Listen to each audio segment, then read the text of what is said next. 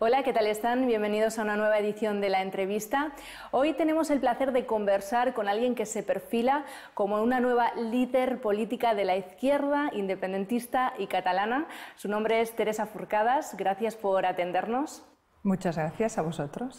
Para quien no esté familiarizado contigo, vamos a ir introduciendo poco a poco, porque también eres una líder atípica, eres monja benedictina, acabas de salir prácticamente del convento con el permiso de la abadesa, del obispo, estás pendiente de que el Vaticano te acepte tu exclaustración. Supongo que ha sido una decisión muy difícil, todo además por la política y por Cataluña. Yo creo, sí, o podemos decir por la justicia, que entonces suena más evangélico, ¿no? Pero en mi caso, a mí me ha parecido que quizás sí debería dar este paso y sobre todo si lo puedo dar, como es el caso, de forma que temporalmente me separe de mi comunidad, pero yo no dejo de ser monja y en un máximo de 3 años yo regreso a mi comunidad. Y en esos 3 años vamos a ver si es posible que pueda ayudar a ese proceso en Cataluña. Vamos a concretar. Tú encabezas la candidatura de Procés Constituent a Catalunya. Es el nombre de un movimiento social catalán. Promueve el cambio de un modelo político, económico y social que implique el fin del capitalismo y la independencia de Cataluña. En el 2013 tú decías que no ibas a encabezar ningún partido político. Sin embargo, ha cambiado esto. ¿Qué te ha llevado a tomar esa decisión, a querer incluso llegar a ser presidenta de la Generalitat de Cataluña? Primero, matizar, diríamos que no es que encabece una candidatura, sino que sí me han elegido las compañeras y compañeros de Procés Constituent para una propuesta de candidatura de confluencia. Por tanto, vamos a ver si la confluencia de fuerzas de la izquierda rupturista que llamamos se produce, y si se produce sí que desde mi movimiento me proponen a mí como candidata. Me preguntabas por qué cambiaste, ¿no? Dijiste no voy a encabezar y luego te propones y de hecho encabezas. El motivo es porque yo creía que solamente podía encabezar si dejaba de ser monja de forma ya permanente. Y esto para mí era una contradicción, puesto que mi enraizamiento en la comunidad no se ha debilitado con esta actividad política de los últimos años, sino que se ha profundizado. Entonces esto yo no podía resolverlo, diríamos, lo de dejar de ser monja, al abrirse la posibilidad de una exclaustración, que quiere decir un distanciamiento con lo que es la institución del monasterio, temporal, un distanciamiento que tiene data de caducidad. A los 3 años yo regreso, entonces eso fue para mí el cambio, y por ese cambio yo pude entonces pasar a hacer lo que había dicho que no haría, porque no me implica dejar de ser monja. Sin embargo, estás hablando de 3 años. Si llegases a ser presidenta de la Generalitat, sí, son 4 años. Bien, esto es la legislatura habitual. Lo que ocurre es que es muy poco probable que en cualquier supuesto la legislatura que salga de las urnas el 27S o cuando se convoquen las catalanas, pero sobre todo si son el 27S, es muy poco probable que sea una legislatura normal.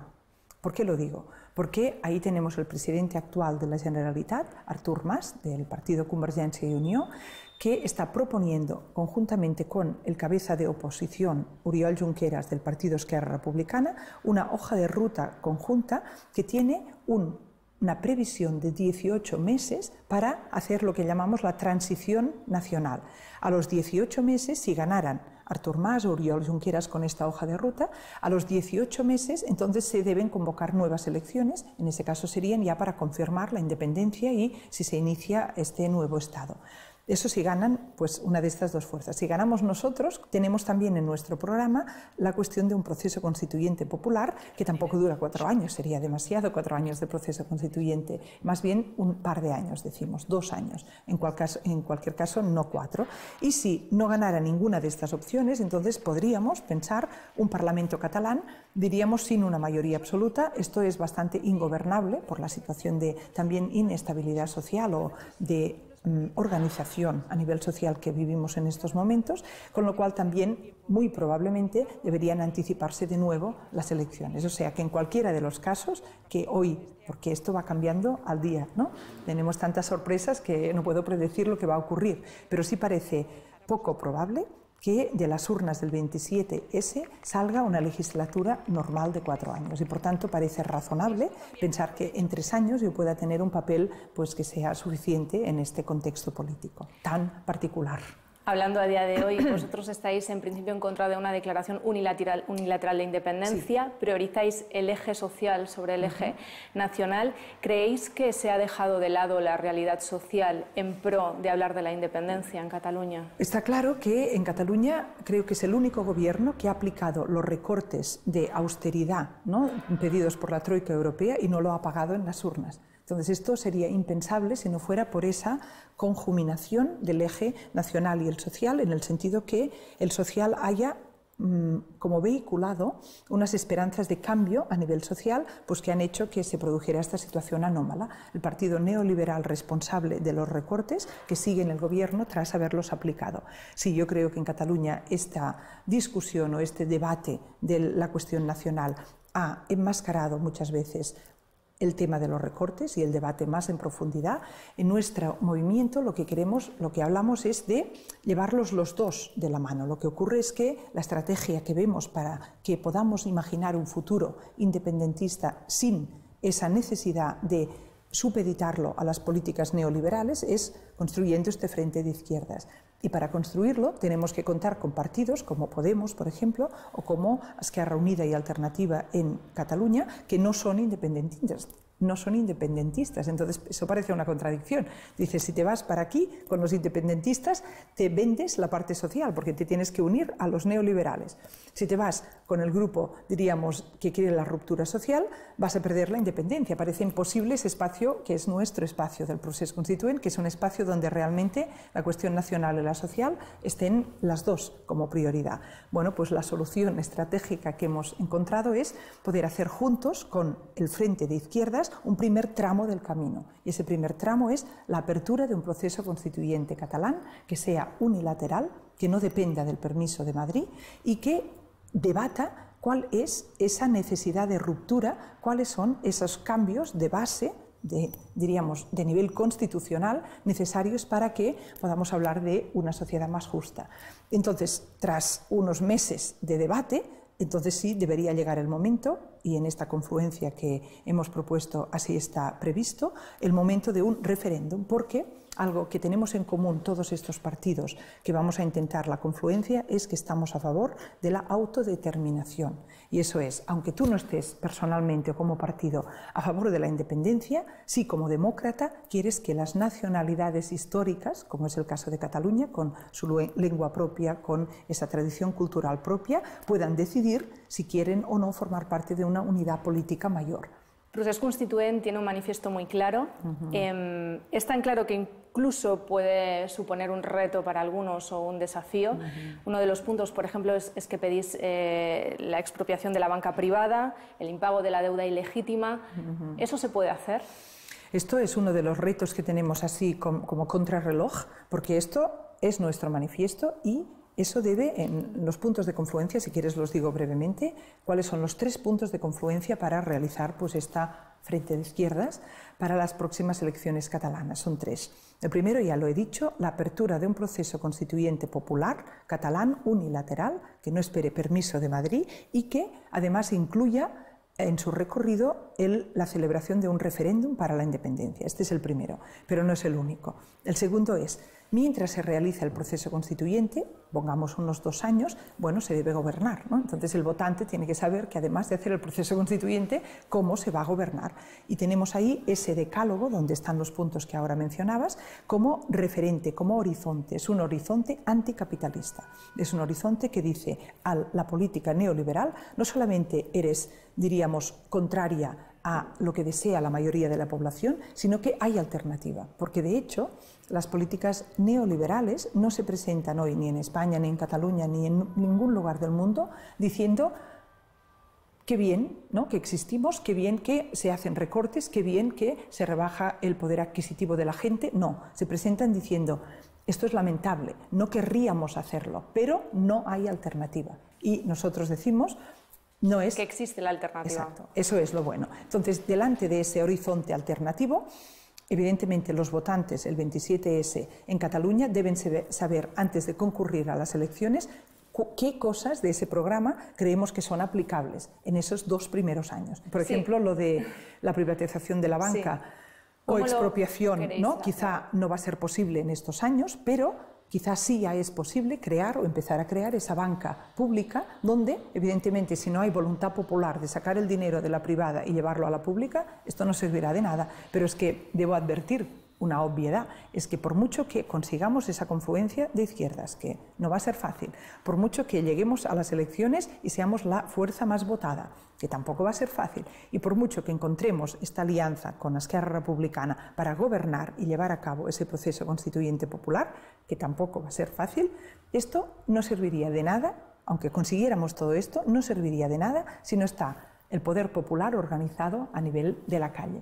Si eso existe, si conseguimos con esa dinámica de proceso constituyente popular, esa subjetivación política de la persona pues, que está en la calle, entonces sí es posible, incluso en los 2 años que estemos aún con el proceso constituyente, hacer avances muy significativos. Y un ejemplo que te ponía era este. Si tú pues, abres esta banca pública y masivamente la población saca el dinero de la privada y lo lleva a esta banca pública, tú no has expropiado nada, no has saltado ninguna ley, pero ahí has cambiado la balanza de poder en tu comunidad. ¿Por qué se necesita esta radicalidad? ¿Qué está sucediendo? Aquí te voy a citar el informe de Cáritas, el informe FOESA, el informe sociológico sobre pobreza y exclusión de más prestigio en el Estado español, y este apareció en octubre de 2014. En este informe quiero destacar lo siguiente. Los mismos sociólogos autores del informe dicen: en España hoy, de cada 3 personas que están en exclusión social, 2 de ellas llegaron a esa situación durante los años de mayor bienestar económico, de mayor crecimiento económico, cuando los indicadores macroeconómicos, como el Producto Interior Bruto, subían, donde todo el mundo podía decir eso de que España va bien. Durante ese tiempo, 2 de cada 3 que están hoy en exclusión social. Y la conclusión de los mismos autores de ese informe es: el capitalismo es un sistema que, cuando entra en crisis, como está ahora, causa pobreza y exclusión social. Y cuando va bien, causa pobreza y exclusión social. Por eso necesitamos un cambio radical, porque tenemos un sistema que lo que hace es favorecer la acumulación de riqueza cada vez en más pocas manos. Y ahora voy a citar otro informe, el de Oxfam Intermón, también aparecido en el otoño pasado. En este informe se nos dice: si no cambiamos de forma radical esta orientación o este sistema económico en que vivimos, en el año 2016, es decir, no en 25, 50, 100 años, que a veces se hacen predicciones, ¿no? No, en un año, en el 2016, va a ser verdad literal, no solamente eslogan, lo que gritaban en las plazas los indignados del 15M. ¿Y qué era? El 1% y el 99%. Eso en el 2016, según Oxfam Intermón, va a ser una realidad literal, que el 1% de la población mundial habrá acumulado más riqueza que el 99% restante. Y esto, según otro economista de moda, Thomas Piketty, es incompatible con la democracia. Pero es que no es solamente dinero, son tierras, por ejemplo. Hicimos pues, hace unos años una revolución agraria, tenemos que hacer otra pronto, porque se están adquiriendo tierras a nivel mundial en unas pocas manos, y tierras no tenemos muchas, o sea, tenemos limitadas. Es el agua potable, son los recursos que nos van a permitir imaginar un futuro de bienestar para todos. Incluso la educación. Bueno, y luego están, evidentemente, la sanidad, que es uno de mis temas al ser médico. Tú no puedes hacer de la sanidad un negocio, ¿no? Tú no puedes promover unas empresas que ganen dinero con la enfermedad de la gente, porque estás creando una situación que, aunque las personas que trabajen en estas empresas sean lo más honestas posible, su contexto donde viven, y yo voy a asumir ahora que todas las personas podemos pues, comportarnos de una forma excelente o pues, un poco menos, ¿no? Buscando el propio interés.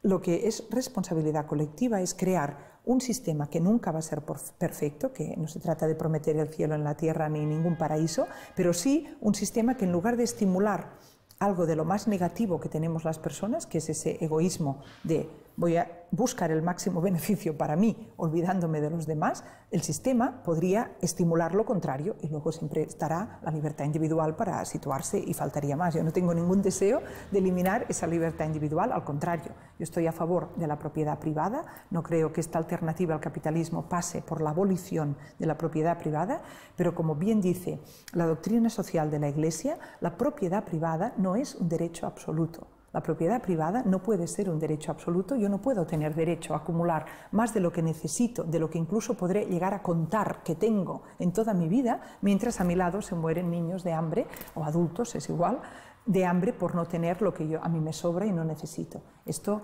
clama al cielo y esto es una situación que debe ser, bueno, modificada siempre entre todos, de forma pacífica, democrática, pero contundente. Lo has introducido hablando de tu faceta como médico. En 2009 te hiciste muy famosa por un vídeo que publicaste sobre la gestión de la gripe A, criticaste la gestión por parte de la OMS, también el negocio de las farmacéuticas, de hecho has publicado sobre el tema. ¿Sigue produciéndose eso? ¿Se están enriqueciendo unos pocos a costa de la salud de los demás? Aquí es importante citar un ranking de la OMS que apareció en el año 2000, de hecho iba apareciendo anualmente, y en el año 2000 indicaba cuál era el mejor sistema de salud o cuál era el ranking, ¿no? Ordenaba los sistemas de salud a nivel internacional de 198 países según su calidad, del mejor al peor. ¿Cómo se ordena esto? ¿Qué criterios se utilizaban? Son los criterios de esperanza de vida. Si tú tienes una población con una esperanza de vida mayor, es que están más bien atendidos desde el punto de vista sanitario. También la mortalidad infantil. Y luego no es solamente cuestión de esperanza de vida, sino un indicador epidemiológico que se llama la esperanza de vida sana, porque podría darse el caso que un país, la gente les viviera hasta los 95 años de media, que esto sería extraordinario, pero desde los 40 todos en cama, ¿no? Ahí vamos a introducir la esperanza de vida sana. Entonces, con estos indicadores, en el año 2000, el sistema del Estado español, sistema de salud pública, que en ese momento era eminentemente público, ahora por desgracia ya cada vez lo podemos decir menos eso, ¿no? Pero en el año 2000 era un sistema eminentemente público, ocupaba en un ranking de 198 países el lugar séptimo. En ese mismo ranking, el sistema de Estados Unidos, que es un sistema privado, eminentemente privado, están los VA, Veteran Administration, pero son para los veteranos de guerra solamente, un sistema eminentemente privado ocupaba el lugar 37. Y Alemania, o el sistema alemán, que es mixto entre privado y público, ocupaba el lugar 25. Y esto no es una excepción.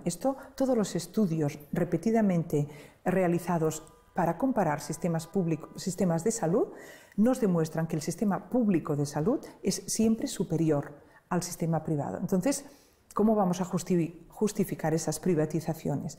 Bien, lo que quería decir para contestar a tu pregunta es por qué estoy citando el ranking de la OMS del año 2000. Estamos en el año 2015, pues quizá que cite el del 2014, como he citado antes el informe de FOESA de 2014, el de Oxfam Intermón de 2014. ¿Para qué me voy a citar el informe de la OMS del 2000?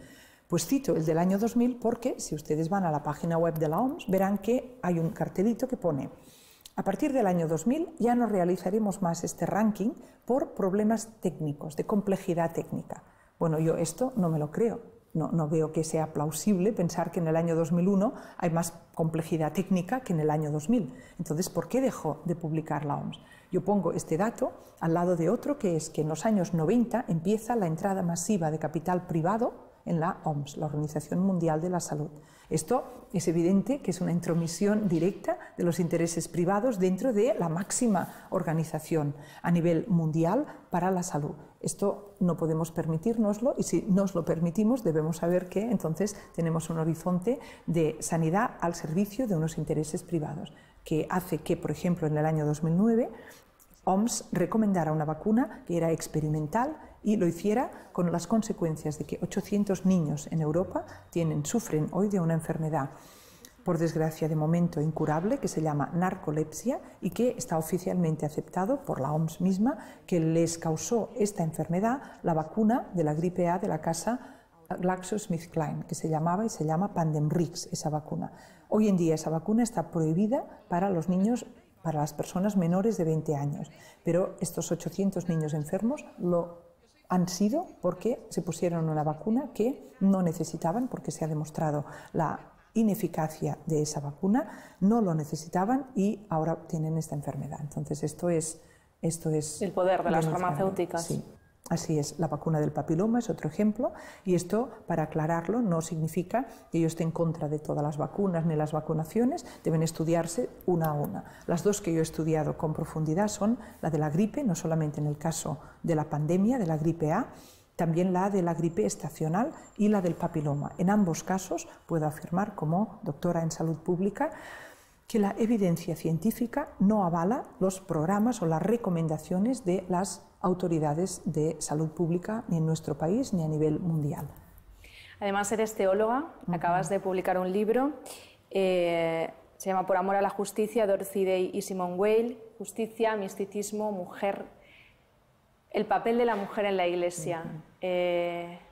¿Va a cambiar algo ahora? Yo estoy convencida, así como estoy convencida que en la sociedad las cosas nunca cambian de arriba abajo, en la Iglesia tampoco. Ahora tenemos un Papa, el Papa Francisco, que de hecho ha despertado, yo creo con razón, muchas expectativas de cambio en esa dirección de justicia social. De él es la frase, bueno, el capitalismo mata, ¿no? Que evidentemente hay muchas otras personas que lo piensan y lo declaran, pero bueno, pues es la primera vez que un Papa tiene esa valentía o esa sencillez quizá de declarar eso. Yo cuando él lo declaró estaba en Alemania y ahí hubo un revuelo mediático inmenso, ¿no? Cuando intentaban como suavizar esa expresión y decir no, quiere decir que el capitalismo malentendido, que el capitalismo financiarizado, que el capitalismo de ciertos capitalistas, no, lo que dijo es este sistema, ¿no? Tenemos que cambiar este sistema.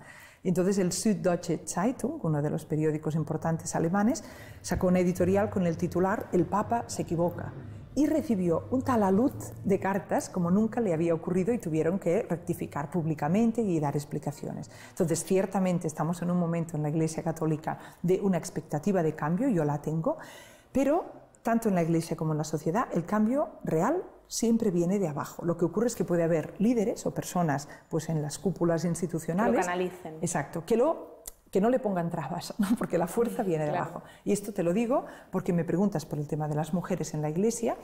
Yo a veces he dicho esta frase y hoy la repetiré aquí. Si las mujeres de la Iglesia quisiéramos, en 24 horas podemos ser sacerdotes. ¿Y por qué no sucede? Porque no queremos, en general. Yo sí quiero, y hay muchas mujeres que quieren, pero en mi propia comunidad. Y bueno, estas 30 hermanas que formamos mi comunidad y con las cuales tengo una excelente relación y valoro personalmente a cada una, pero es cierto que no todas estarían por eso, porque hay unas inercias, diríamos, bueno, históricas, personales, psicológicas. Hay muchas, por ejemplo, hay hermanas en el monasterio que me decían, Teresa, tú en el tema político trabaja, porque esto de la justicia es muy importante, pero siempre en una segunda línea, que los hombres vayan primero.